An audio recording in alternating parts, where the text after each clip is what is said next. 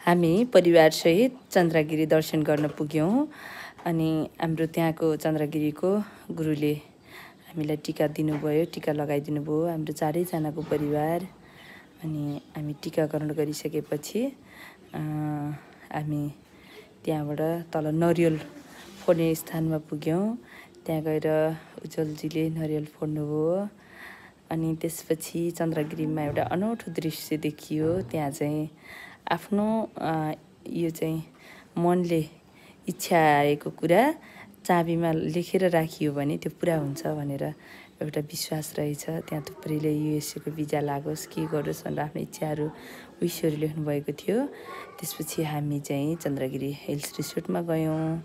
Chandragiri hills रिसोर्टको आफ्नै गाडीले हामीलाई त्यहाँ ल्याउने लाने गर्यो। हाम्रो त्यहाँ चाहिँ 1 नाइट स्टे थियो र हिल्स रिसोर्ट अत्यन्तै राम्रो मनमोहक।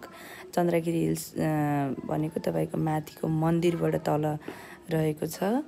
अनि त्यहाँ चाहिँ अत्यन्तै रमणीय ठाउँ छ, राम्रो संरचनामा बनेको। यो रिसोर्टमा पुग्दा छुट्टै आनन्द प्राप्त हुन्छ।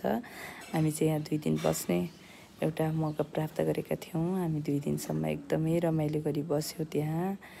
अनि हाम्रो यहाँ चाहिँ एलआइसीको कार्यक्रम थियो र यो कार्यक्रमले हामी उक्त ठाउँमा पुगेका थियौँ। मेरो छोरी चाहिँ एकदमै इन्जोय गरिरहेको थियो।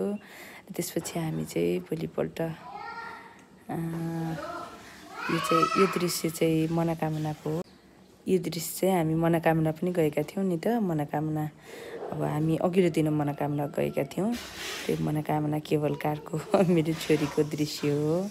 उनले इन्जोय गर्दै थिइन् गीत गाउँदै र हामी मनोकामना पनि 1 नाइट स्टे गरेका थियौँ।